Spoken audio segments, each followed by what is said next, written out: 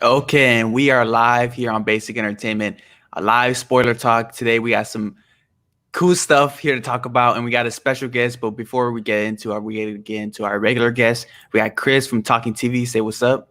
What is going on YouTube? You guys caught me in a quick sip, but that's only because I know we have a lot to get into on this episode, so I got to be Right. prepared. Yeah. And then we got AJ from AJ Reacts. What's going on?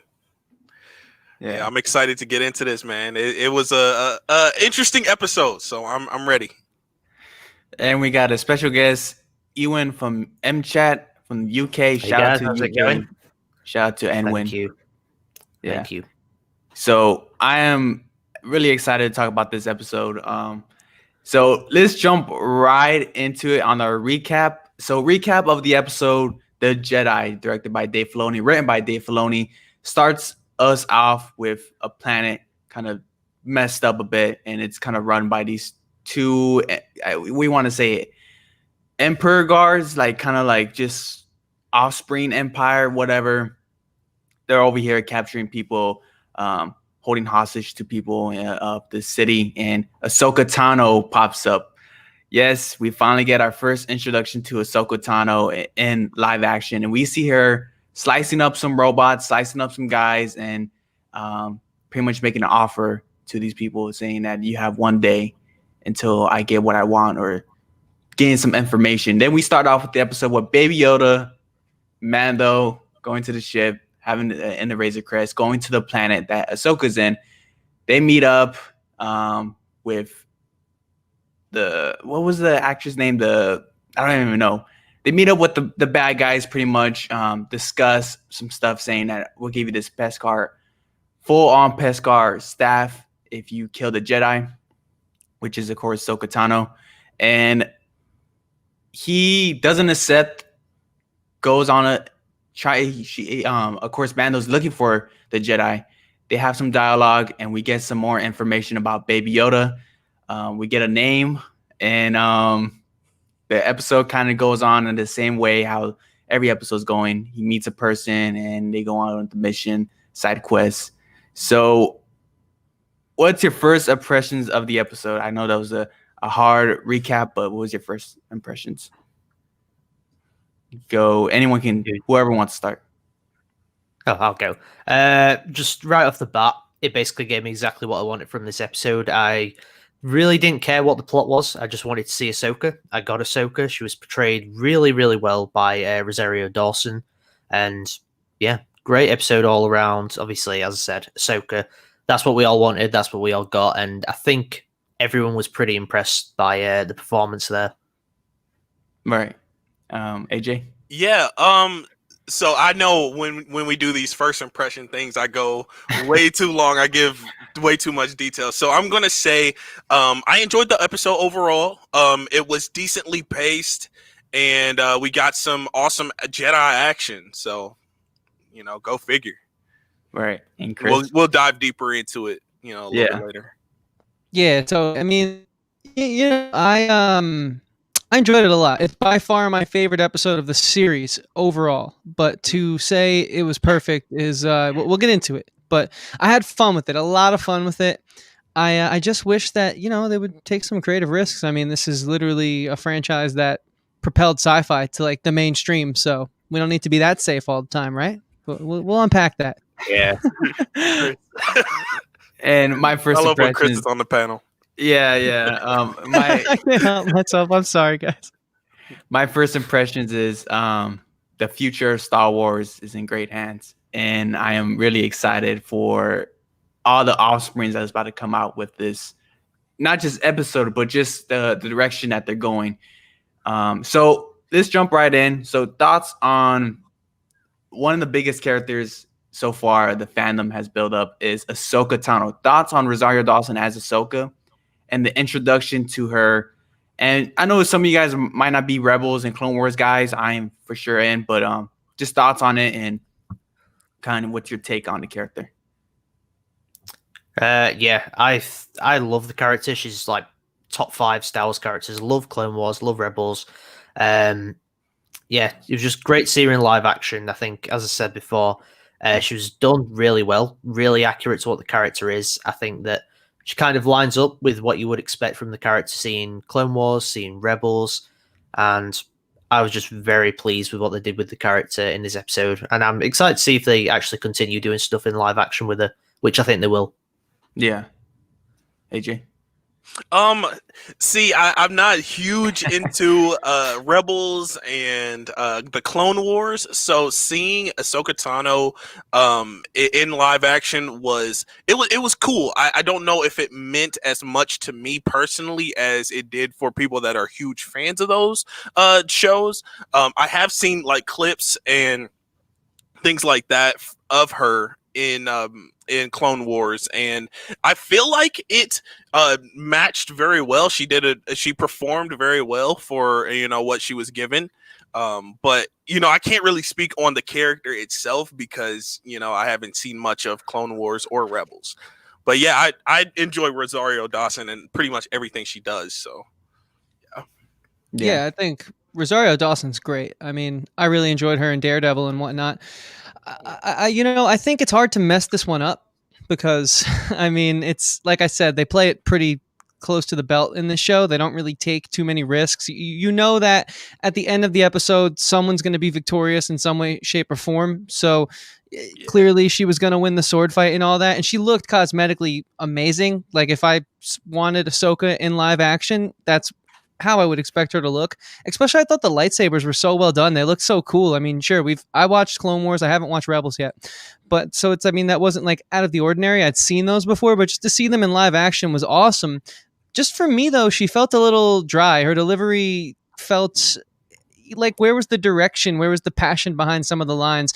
It was already a cookie cutter script, so she didn't quite bring it to life in the way that I would have hoped. But I don't think that's her fault. I don't think it's Filoni's fault either, because I thought the direction was phenomenal. The episode was really fun and exciting, but the story beats, I suppose, is where it kind of fell short for me. I felt we had this awesome portrayal, this awesome character finally coming to the full screen, but it just felt so safe and boring that it unfortunately didn't resonate with me the way I had wanted it to. So, yeah, which I was bummed about that. Trust me, I'm bummed about it. Right. All right. For me, as a Clone Wars fan, as a Rebels fan too, I love this episode. I just loved Ahsoka and Rosario Dawson, knowing that she was pretty much a fan idea of fan art, and then they pretty much cast her off that, shows that Dave Filoni is listening to us fans, and I really appreciate that. But Ahsoka she's just one of the best Star Wars characters. Let's face it, she is one of the best Star Wars characters. There's nothing too wrong about her. When she came in Rebels, she made the show better. And now she's over here in The Mandalorian. She made the show more interesting. Now, on Friday, Mandalorian was trending. Everyone was talking about The Mandalorian on Friday. It was really a great day to be a Star Wars fan for me. But as Rosario, she looks the part. Now, I gotta say the headpiece, a bit small. And I can understand why they chose to do that, because, of course, if it was too big, it wouldn't have been kind of hard for her to perform those stunts. But that's a little gripe I have, because yeah. I'm sorry to interrupt you. I hope I don't sound ignorant when I say this, but what is that supposed to represent? Is that like her hair, or is it something different? I had no idea either. I was curious. It's I think it's just part of her body. Go part of her body, but so she doesn't have hair. She has that instead. Yeah, basically. I think so. Basically, okay. Yeah, okay. It's when she gets older, it actually grows more. It's like that was the complaint.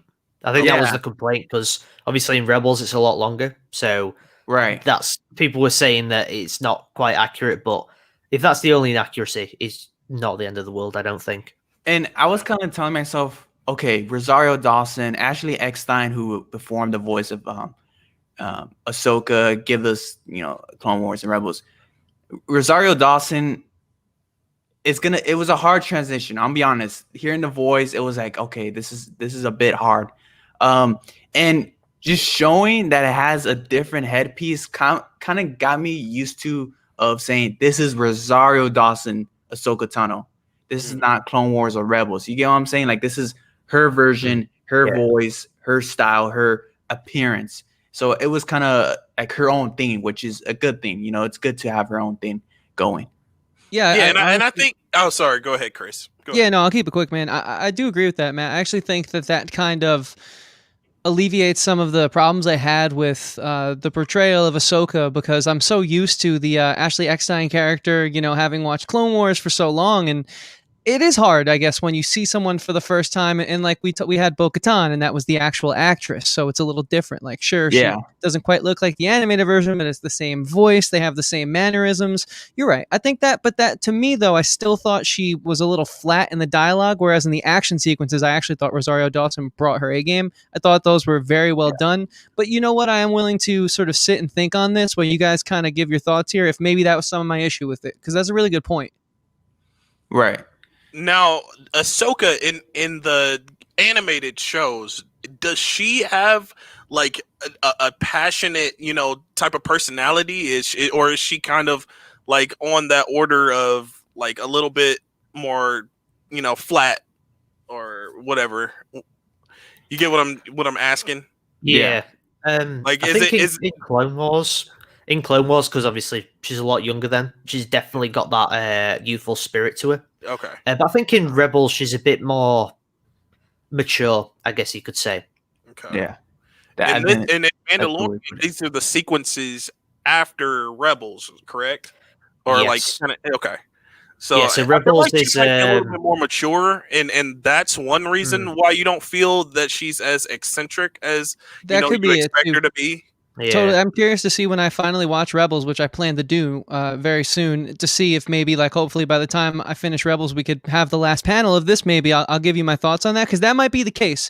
Because with Clone Wars, and Matt, and you, and correct me if I'm wrong, but the way it was to me was we watched her grow. She was very timid, childlike at first, but then as she sort of grew and got sent on her own solo missions, and her and Anakin were spread thin, as we all know, the forces get spread thin. She became more of a leader, came into her own. She gets betrayed terribly, which I don't really hope that's not a spoiler. It just kind of is a known fact that the Jedi have some issues later on in their time. So, but she still was childlike as well throughout all of Clone Wars. Like, she made silly mistakes, whereas this character that I Yeah. just met didn't, and I didn't see Rebels. So maybe that's what I'm missing. Yeah, I think you're missing I Rebels. think so, yeah. Okay. Yeah, for sure. Watch Rebels. I personally enjoy Rebels, but your main complaint with Mandalorian is gonna fall with Rebels too. I feel like, but the Rebels gives you good characters, like fun, enjoyable characters. It gives you some real good episodes, like top tier episodes. But it's gonna be more like that formulaic filler type stuff. But it is a watch I do recommend. Fair enough. I can stomach that a little more with animated. Yeah, All right, so we gotta do our weekly Baby Yoda check. So this one was a big one for Baby Yoda. Yeah. Ewan, you want to go first? Yeah, so we got his name. There we go. That's the big one. Okay, Yeah, Grogu. Thoughts on the name? Because I know people were kind of. I'm fine with it. It's terrible. What it is. Does it mean something? That's something that I was wondering. Does it like tie into any other, like Star Wars lore or anything like that? No. I think it's just a name. It's just a name. There's not really much more to it than that. I think if it doesn't have any depth to it, I don't like it personally. It's just I would just rather call him the child or Baby Yoda. Same. As much as I hated Baby Yoda, I miss it so much now. Yeah, I'm a complete 180 with you guys. I actually like the name Grogu. He sounds like a Griggy like type name. You know what I'm saying? Like a Gerbert type name. Like, I don't know. He just has like a G name to me. Like, he just has a G name to me, and like it sounds almost like kind of like a gremlin, like like something like that, like off of that. He acts like one sometimes. Yeah. Kind of looks like one. I don't know. To me, it's like we had Yoda, and then people lately have been throwing around this Yaddle character. I guess I missed that in the I think he's in Phantom Menace. Yeah. Oh, okay. Sure, yeah, he's in Phantom Menace. Yeah, so it's very brief. I think he's like brief, sat in the Jedi Council. Okay, with the hair, right? The one with the hair on it. Yeah. Okay. Yeah. So it's like we have that naming convention, the Y thing, right? why do we just abandon that? They better like, you know what I mean? That's kind of weird to me. Well, Like AJ said, it had a theme at least before. We only Yeah. had 2 of them, but there was a Yoda, theme. Man. Yaddle. I don't know. I like okay, and then we get the information that he was trained in the Temple Coruscant Jedi Temple back in the Clone Wars. So, what's your thoughts on that? That was some deep lore that they threw at us. I would be interested to see if we actually get to see that in a flashback, and if we see Anakin killing the younglings. Yeah, that would be cool. That'd be And interesting. then, We don't get many flashbacks with Mandalorian though. No. Did anyone else we think did, the we meme? did get one of like Din Djarin's backstory though, and that was Clone Wars, and obviously had the super battle droids, so it's possible. I don't think they'd get Hayden Christensen though. For that one scene, it'd be you see him from the back, and it'd be a stun double. But I mean, it'd be cool to see. I'd love to see it. I kept thinking that one meme where it's like Anakin goes into the younglings room and he opens up his blue lightsaber and just like chops them all down. I kept thinking like, where was this Grogu guy when all that was going down? I mean, I thought it was a cool hiding reveal. behind one of the chairs. Yeah, I was about to say like, he's now and getting scared, maybe wet his pants. Yeah. So and then we get some information that a Jedi took them and hit them, and we don't know. I still ask this question: why does he end up with pirates in the first episode, all the way back in season 1? I still have that question. Just random guys, just outside. But we're gonna get to that. But yeah, who? Okay, so the question going on is right now is who you think the Jedi? You think it's just some random Jedi who just took Grogu, or was it someone? There's a lot of theories. That's difficult to say. I can't really think of who it could potentially be. I mean, it could be Yoda. I'm trying to think whether was he at the temple. I don't know whether he was. I can't remember. I can't really think of anyone that was actually alive. So it could have been Yoda. Never know. See, I agree. It's hard to say exactly who, because the one thing I think that they get to hide behind is the fact that if we all reference back to like, that third prequel film, that Order 6016 is pretty chaotic. Like everyone's kind of running all over the place with their head cut off, so to speak, like not knowing what's going on. So they kind of get to hide behind that, and they can keep just like adding things as they think of cool ideas because they left it so. Yeah, it's a good scapegoat. It makes it clean to introduce this type of stuff, at least to me. Yeah, Star Wars is always introducing concepts like Raz Skywalker, for example, introduced Force Heal. I seem to think Phantom Menace introduced something as well. I can't remember what it was. But I'm all for that, personally. Yeah. Oh, yeah. I mean, there's nothing to say that every single Jedi was killed or that we saw every single Jedi, etc. Look at Jedi Fallen Order, for example. Order 66 was going on all over the place. The stuff with Cal Kestis and his master, that was off in some space station. So... Yeah, there's so much stuff going on that you can really just pull anything out. You could pull in like a Legends character, for example. And can I ask you guys what you think about this? Because I've seen a few different people saying like, well, Yoda, when he met Luke on Dagobah and told Luke that they were the last 2 Jedis left. I mean, that's like an error in the canon there. But like, I kind of thought about like military generals don't want to tell their, enemies their plan, right? I mean, you wouldn't want to just give everyone all the information you have, then you're going to lose, So why would Yoda want to tell this young Jedi who has anger in him that he sensed that, hey, there's other Jedi out there. In case you turn out like your dad, you can go kill them too. Like, what are you guys' thoughts on that? Do you think it's a mistake by Disney managing the canon, or do you think it was smart by Yoda? Oh, go ahead. I think it's neither, really. I think it's one of those things that no one's really gonna think about, I guess. Yeah. But you're thinking a little too deeply into it, Chris. Yeah. Oh, this wasn't me. I just got a video popped up on my YouTube feed, and I was like, all right. Okay. Well, they're thinking too deeply into it. Yeah, I think they are, and they wrap me up with them. They're probably like Ewan said, it's probably just like something that nobody really knows about, so not really thinking about, but yeah, like that does bring up an interesting concept that there's so many like different continuity errors that can happen, but yeah, like I don't know, I'm not sure though. Yeah, Fair enough. I think it's just one of those retcon things where The things like this happen in large franchises all the time. There's so much history and lore with Star Wars that you're never going to be able to get it 100% accurate. Yeah, True. They and try. I think back Yeah, they then try. when what was that? Return of the Jedi. Yeah, What's yeah, that? yeah. I believe. Yeah, Yeah, it was. It Return of was the Jedi. exactly. Back in '83, I don't think they were thinking that there was gonna be Anakin was gonna have a Padawan. So, that was way back then. But who knows? I do agree. There's so much lore that you're not gonna get it 100%. But what's your guys' thoughts on Ahsoka kind of mind reading Baby Yoda? Because I heard that was a complaint, and I kind of thought it was like old school original trilogy. The mind kind of reading. What's your thoughts on that? I think it was communication through the Force. It wasn't mind reading as such. So it was kind of like telepathic. I think that's always kind of been a thing with the Force, I think. So, yeah, I don't think it was a new thing. I just don't think it's ever really been shown in mainstream Star Wars stuff, like the films or shows or anything like that. Yeah, I kind of thought it was an original trilogy, like it was Luke and Vader with the. Actually, yeah. In End of Empire Strikes Back. Yeah, it's like, he's in that shit. Yeah. And there's also a thing with Leia and Luke when Leia goes back on the Falcon to rescue Luke. That was a telepathic Force connection thing. So yeah, It's always been around in Star Wars. But I just don't think we've seen like a proper communication where they're right next to each other.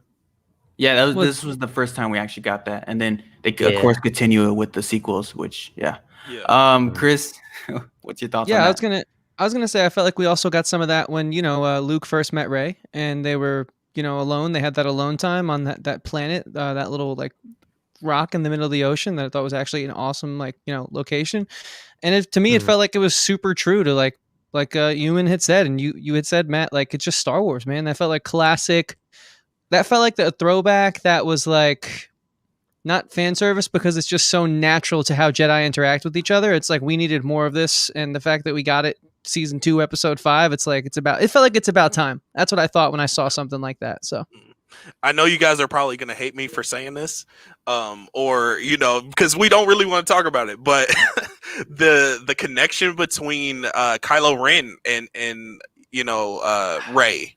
You know what I'm saying? Yeah. So that was like probably the most that we've seen that type of connection through the Force. Yeah, but that was like taking it to the next level. Whereas that like was next level. Thing. They were like in each other's minds, that was basically.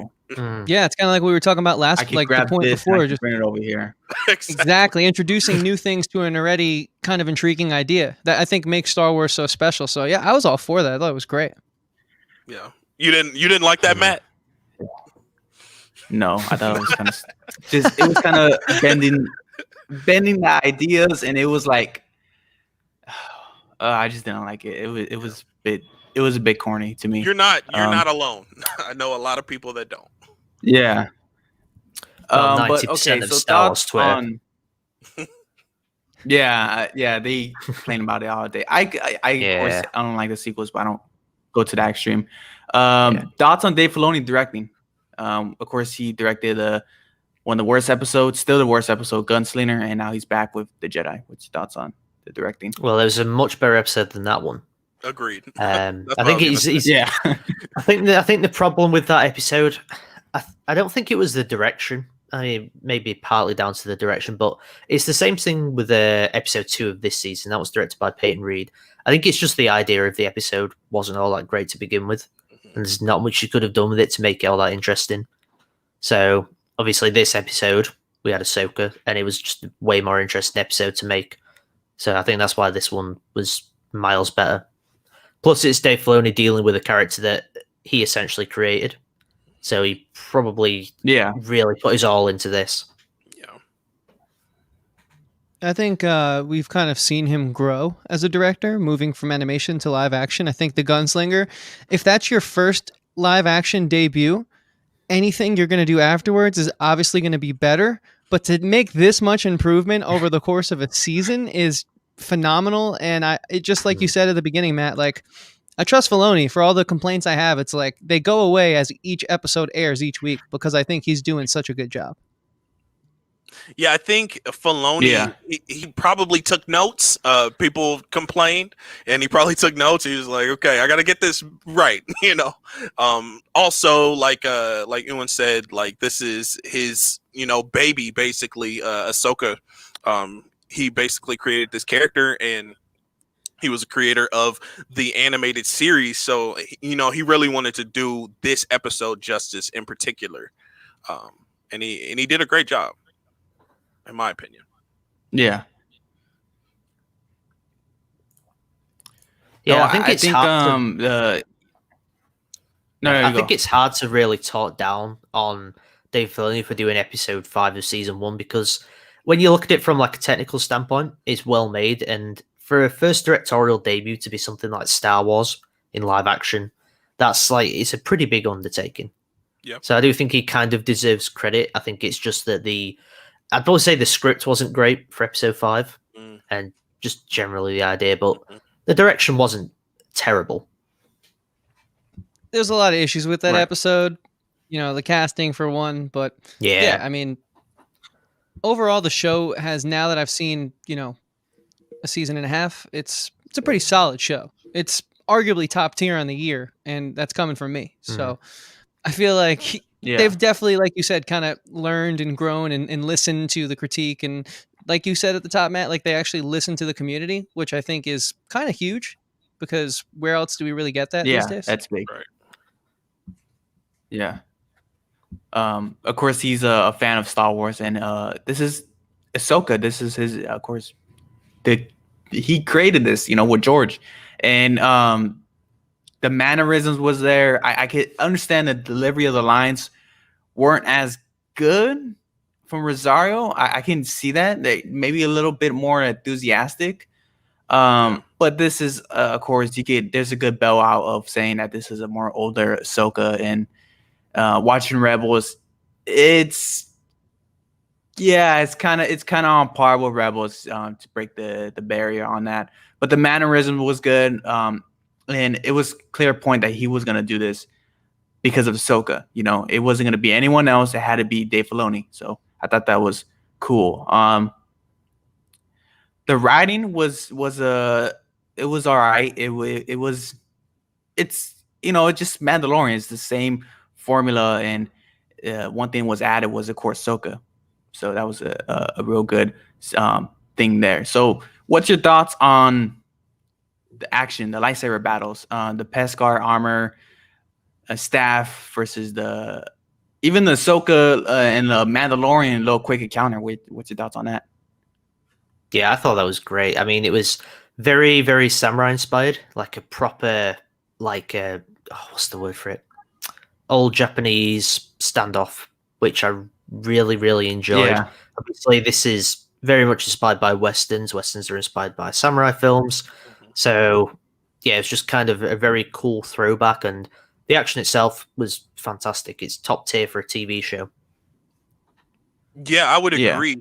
Although the final battle between Ahsoka and the lady here, I felt like it was a little bit the beginning of it, what is it called, the choreography. Yeah, the choreography of that was Choreography. a little interesting. It was kind of slow paced, but I guess that's what you do when you That's, start a battle. You don't just start Yeah. right in the middle of the battle. You start, kind of slow, but it still felt a little off to me. But everything else was pretty dope. With the droids, the androids, and things like that. I really enjoyed the lightsaber battles, or not. Well, just her with the lightsaber, but it was dope, I thought. But yeah, just something about that final battle, the beginning, was just a little off to me.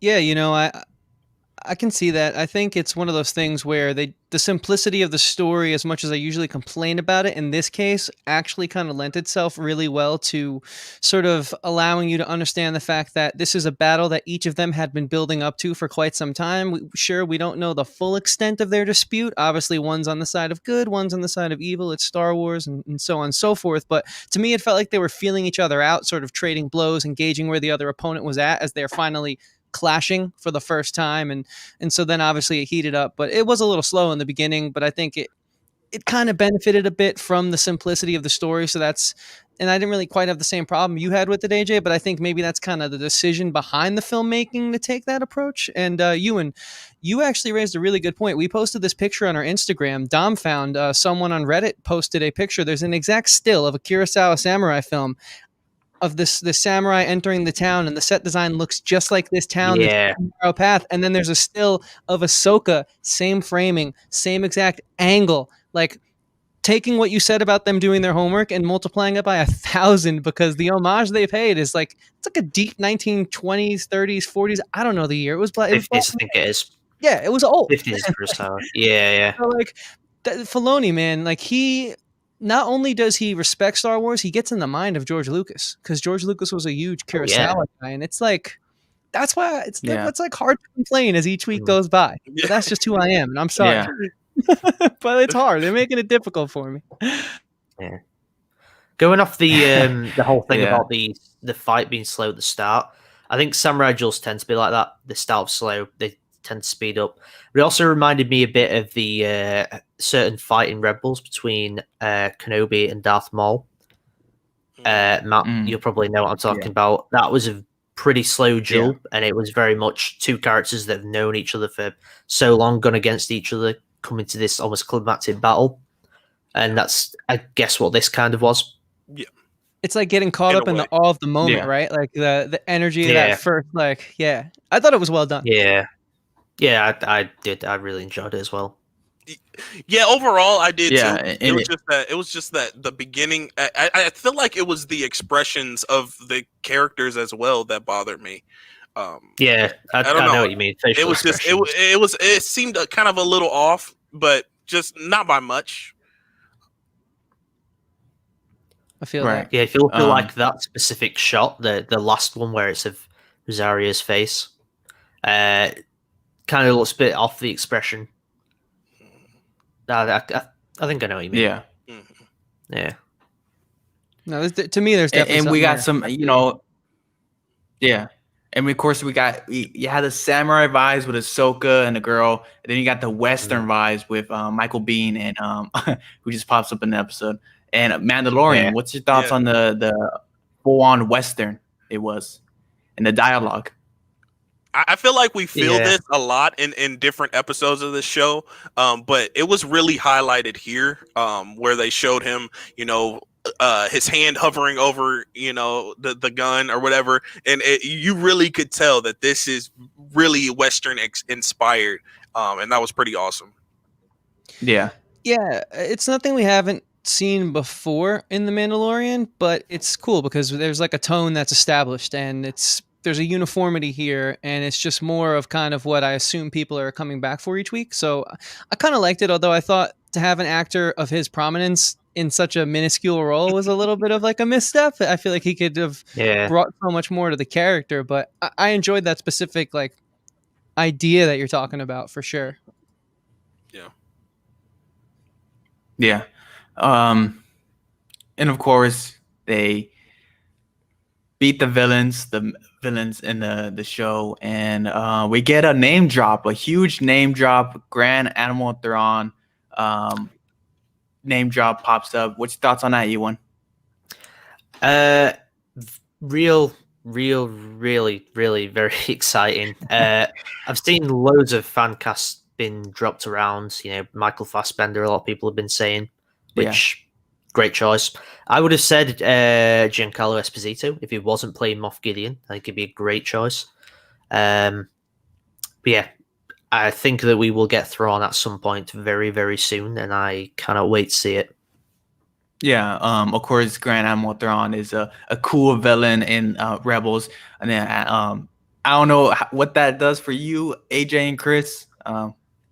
I don't think it does anything, but I was just like, probably not. Who is this? I could tell that it was someone important because she was about to kill for it, for that information. But yeah, like I'm excited to see what that character brings to the table. And like we were saying a couple panels ago, with like a second villain. I'm excited to see another villain introduced But I just hope they don't take it, too far, because it could be a little convoluted at times if there's too many moving parts. So yeah, hopefully they do that justice. Yeah. Yeah, early high school, I read Timothy Zahn's Heir to the Empire series, so I'm familiar with the non-official version of Thrawn. Granted, it's been quite some time. I haven't reread it, but I remember him being a very interesting character, him being this sort of super calculated and just as effective big bad, and he wasn't even a Sith, and he was able to do what the Sith had done, but almost better because the Sith have that side of the Force that tugs on them and clouds their judgment in sort of a different way, but in the same sense as the Jedi have. So I always wanted there to be a bigger end-all be-all to Moff Gideon because I just feel like that's good writing and it makes for a compelling story. Like if you remember Breaking Bad, right? There was the first big bad and then we got Gus Fring, And so I feel like that's kind of a dynamic you want, and it made me really happy. I gotta watch Rebels now, of course, because the internet's freaking out about it. Yeah. But look, I'm all for it because at least what I know about the character, they brought Timothy Zahn back on for some consultation or something since he created him. So again, they're doing all the right things. So it gets me excited, honestly. Has is Rebels canceled? Is it over? It's not cancelled. It finished back in 2018, I think. So got a proper ending and everything. But yeah, Thrawn in Rebels is pretty much exactly the same as he is in the books, I think. I've not personally read them, but from what I know, he is very much a calculated villain, very smart, very intelligent. So hopefully they can continue that. I have a bit of a theory with Thrawn in how he'll be like tied into the overall bad. I have a feeling that he's kind of leading, I guess, the remnants of the Empire. So Moff Gideon is sort of a lieutenant, I guess you could say, of Grand Admiral Thrawn. He's the overarching big bad of the Empire, or at least what's left of it anyway. Okay. Yeah. And it's for sure setting up the rumored sequel Rebels that we're going to get. Yeah. And I know, so Ewan, is it going to be live action or not? Because I'm telling you, I don't know. I remember seeing something from quite a reliable source when it comes to Star Wars news saying that a Rebel sequel was in development, and it sounded like it was animated, but I don't know. I mean, yeah, it's still up there for the rumors and stuff, but I really hope it's live action. I don't know if you want live action or animated. I personally want live action after this. I mean, there's rumors of an Ahsoka show, and I would have thought that they would have done that plot for the Ahsoka show, where it's, don't want to spoil Rebels, but the stuff that is set up at the end of Rebels, I would think that is going to be it's going to be part of one of the two shows if they both go ahead. That is, I just don't know which. So wait a minute, when these rumors, because I've heard them too, and I guess it never really piqued my interest because I haven't watched Rebels yet. But they're going to pick up where they left off, or same characters at least. What's kind of being hinted at? It's difficult to say without spoiling Rebels, but okay. Gotcha. The end of Rebels sets up a potential plot to go with some of the characters from Rebels. Okay. So they left it open. They left it open. Yeah, they left it open, and they very much set up for something to continue off of it.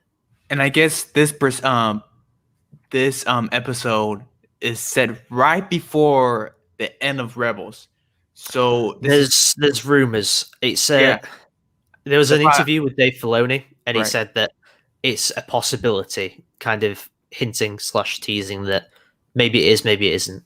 Yeah, it's an epilogue, which will be it's a bit interesting. But of course, my main question here is the TV Star Wars the new wave? Because I think it is. After seeing this and after the stuff that they're setting up, I think it is. What are your thoughts? I think and especially after stuff that we've heard about the MCU possibly moving towards its Disney Plus shows and wanting to set that stuff up, it kind of sounds like Disney are wanting to go full on Disney Plus because obviously pandemic stuff, and we don't know what's happening with movies, especially big budget ones, and whether they can make the money back. So streaming is the way forward, I think, and Star Wars has been doing that more than the MCU, really. I mean, they've been pushing Disney Plus stuff. We've had Clone Wars, we've had Mandalorian, we're getting Bad Batch series, there's rumors of Rebel sequel, Ahsoka show, got the Kenobi series, Cassian Andor series, possible Boba Fett series, So Yeah, they really there's so throwing much it on stuff us. that could happen, Yeah, but it's whether it does. You don't know. yeah, Yeah, I It's think almost that's a like they're smart move. investing in YouTubers. You know, Yeah, basically. they're Yeah. like, "Hey, listen, guys, we love you making weekly content. We know you can only really stretch out our movies for like a month, so we're here to help you out." And Yeah. it's Right. definitely a Yeah, smart one move, in episode my a opinion. week. It is. Yeah. Yeah, exactly. But in all seriousness, I think the only thing that's been working for me personally, aside from Rogue One in this new Disney era, has been The Mandalorian.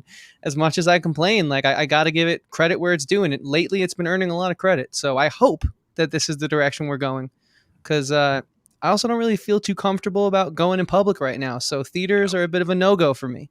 So it Yeah. all just seems like it'd be Yeah, a good thing, you know.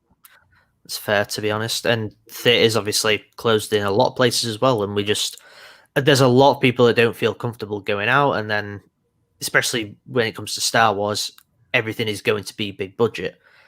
And you kind of need to make your money back on a big budget film. And therefore, you need lots of people to go out. So it's just one of those things where give it like maybe 5 years down the line, we'll start to get more films and people will start going back to cinemas and theaters and everything. But I think for now, I think streaming is the way to go. Yeah. yeah, I think streaming is the way to go now. Yes, but also even if it wasn't for the pandemic, I think Star Wars, like Chris was saying, it's really been working for them. It's been working for the storytelling, and things like that. So with the films, we had the sequel films, and let's leave it at that for a minute, and then let's focus on the shows, and the fans are loving it, so why not?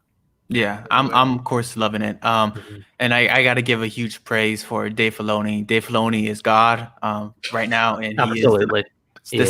he is the second coming of George Lucas, and God, I love His Dave second Filoni. coming of Jesus Christ, never mind, second coming of George Yeah. Lucas. I was gonna say he is all I need right now from Star Wars. And okay, so we're gonna get into our highlight moment of the episode. What's the highlight moment?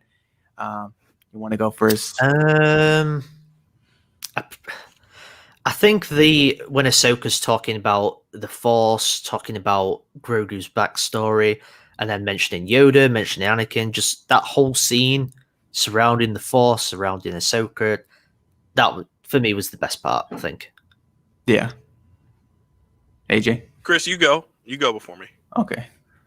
Okay, I can go. Sure. Yeah, for me, it was that little exchange that Ahsoka and the Mando had. I just love the choreography. It felt so Hollywood, and I love that about it. Like, it just felt like a classic movie exchange, and to me, it was showing that we could get like a movie theater feel on the small screen to kind of tie into the previous point. And I actually thought that was a really cool little exchange they had there. I dug it. So. Is AJ, that the bit with the tree?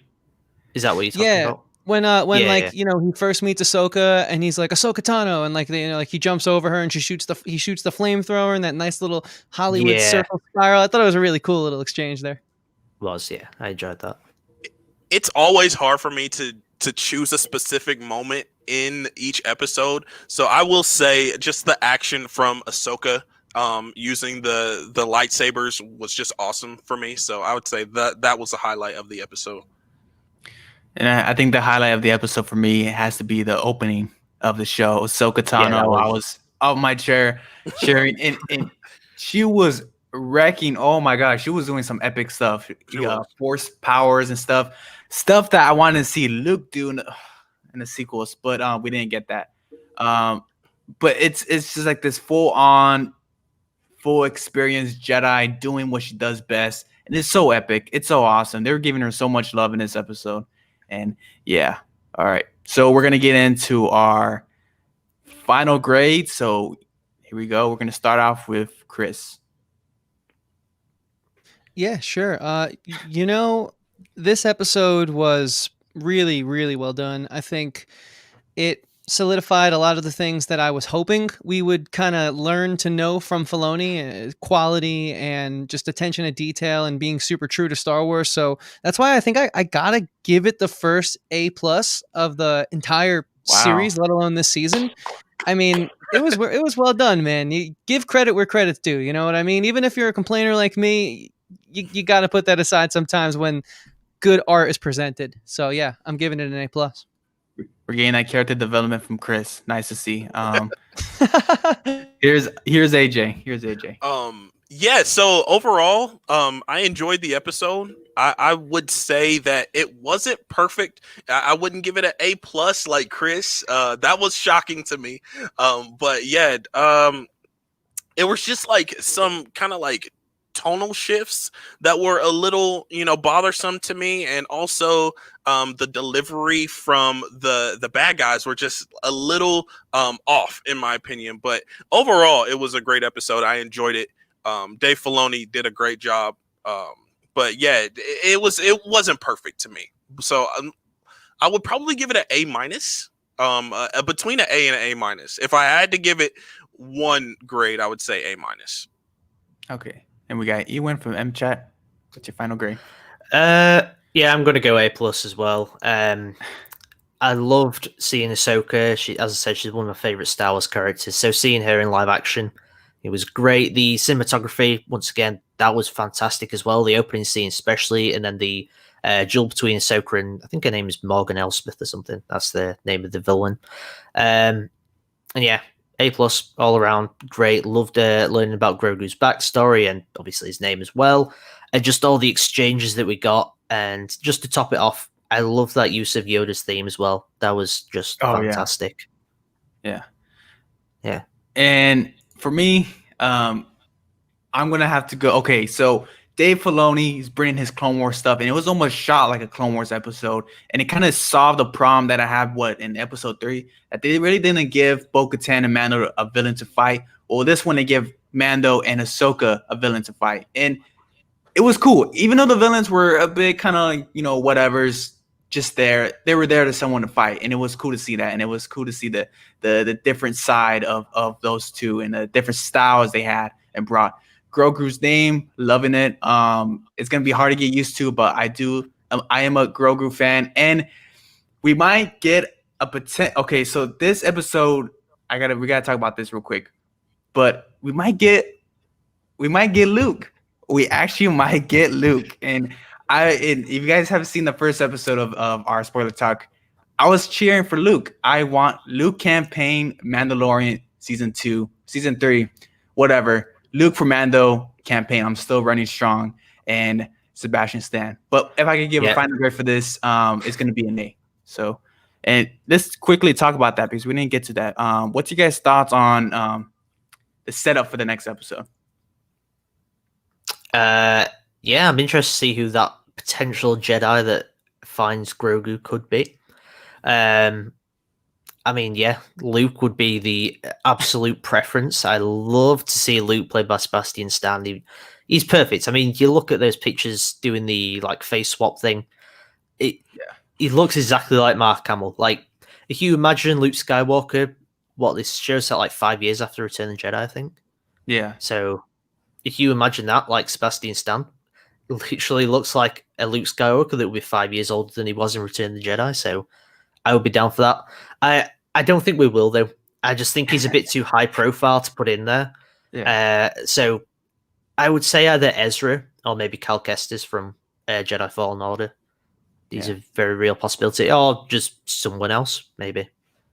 I think even though Luke campaign I'm running, it's going strong. And I want to see Sebastian Stan, and I want to see that. I want to see Disney redeem Luke. I don't think it's gonna be Luke. I think it's gonna be Cal Kestis. I'm calling it right now. So far this season's been going kind of getting stuff from different Star Wars lore. We got Kyle Van from the books. We got Ahsoka, Bo from the cartoons. How about we get Cal Kestis from a video game? And he's already is what's his name? Cameron Morgan. Cameron Monaghan. Monaghan. Yeah, he's already out there as an actor. So how about bring him in and kind of hype up his Jedi Fallen Order Part 2, which will come out, and kind of hyped up that too, And yeah, AJ. That might be a smart move to do that and get people hyped for other franchises. That probably would be good for a money making standpoint. But for me, you heard it from me in the first panel that we had. I want to see new characters. I don't want just taken, characters taken from, every which way, from, from this lore. I want a new characters, and just to us to explore this world even more than we have already. You know what I'm saying? Just make it a little bit bigger than what we already have seen. So like what, more characters like Cara Dune and Grief Karga and whatnot? Yeah, like that, like just, Okay. but not like not them, but No, not no, the totally. But like, direction. This this is their first time appearing in the canon, and their series regulars. Yeah, I'm all about that, because it's like I said, it feels like a super small universe, which can't possibly be the case, because if we have 9 planets and I go out, well, I guess the jury's out on Pluto every few years, but roughly 8 to 9 planets, and if I go outside at night and I'm like, damn, man, there's got to be more out there. I can't be feeling that way in the Star Wars universe. So I'm kind of with you on that. Yeah. Go ahead. Sorry. Oh no, you take it, man. You take it. I was just gonna say, like, really quick here. That's one reason. That's one thing that drew me to this show, is that its originality. We don't know Mando. We don't know this actual character. So I want to be introduced to more new characters. So yeah. Totally. Yeah, no, and for me, I think we're going to take a step backwards, as we have 3 episodes left now, right? We're going to take a step backwards. We're going to get a whole episode 2 repeat type deal, and then it's going to be full cylinders ahead into the last 2 episodes. So yeah, and we now know what Mando's going to fight with Moff Gideon's Darksaber, that staff. So that's going to be epic. Oh, yeah. But I do predict a filler episode, maybe even Boba. Where's Boba at? But true. Yeah, Luke reviews evening. Yeah, shout out to Luke reviews popping up. So yeah, I think anything else before we get out of here? Final note. No, man. Let's just get Luke at some point. That's all I want. Just give me Luke. Imagine the internet will go into an absolute meltdown if he just appears at the end of an episode. Dude, crazy stuff. I want to see that young OP Luke, you know what I'm saying? And that after Return of the Jedi. I want to see it because the sequel is just okay. We can't get into that. But thank you guys for watching. We got to get the plug in, so we're gonna start with Chris. Here we go with Chris. Yeah, Matt, once again, thank you for having me be a part of this. I've been having a blast recapping this every Monday with you guys. It's been an honor. And guys, if you want more sort of Star Wars Mandalorian and skepticism and complaining about nothing, find my channel. It's you can see it right there, Talking TV Podcast. On YouTube, it's Talking TV. We go live every Monday, Wednesday, and Friday. And the community's growing, and we'd love to have you come join us. And see you guys next Monday. Thanks again, Matt. Yeah. And we got AJ. Yeah, thank you, Matt, for having me on here. It's always a blast. So you can find me on AJ Reacts 2 on YouTube, Instagram, Twitter, Letterboxd, Twitch, and I react to movie trailers and things like that. I talk TV, movies, music, and all kinds of stuff like that. So if you're into that, come check me out. And even from MChat. Yeah, so you can find me over on YouTube, MChat. That's lowercase m, capital C. I do same thing as everyone else, really. Movie, TV, gaming content. I've been doing a ton of Star Wars content lately. Obviously, doing Mandalorian reviews every time an episode comes out. I've been doing various other Star Wars videos, and obviously PS5 is out currently, so I've been talking about that stuff on the channel. So if you want to come and check out that kind of content, then go over to MChat on YouTube. And we got one more comment from Luke Reviews. I'm a little bored of the format where at the end of each episode, someone tells Mando to go to X planet to talk to Y person to help Grogu become a Jedi. Yeah, that is a bit the format. A little formulaic. But nailed it. It goes in with the show. I think it's because the show's very much like it's obviously inspired by old westerns where it's very serialized. Each episode is kind of standalone. It's just characters going off on adventures, and it's that kind of stuff that you expect, like on, for example, like Saturday morning cartoons or whatever. You expect the same thing each time, but obviously very slightly different with different characters and such. So it's throwing back to that, and I think it stays in its lane, I guess you could say. Yeah. For better or for worse. Yeah, and Yeah. it's not too bad. It's not too bad because we get some epic stuff like the Friday, so that was Yeah. really cool. True. Yeah. Any final note? Oh man, this was a blast. Thank you. Yeah, thank you Alright. for having me on for the first time. Hope to come back at some point again. I'd love to be on. Yeah. And yeah, okay, yeah, no, for sure. We're running this show every Mondays here on Basic Entertainment. You guys can go follow me on Instagram and our 5 other Instagram accounts for other forms of entertainment. Make sure you guys like the stream, and we'll see you guys back here at Monday again. See you guys. Take care. Deuces.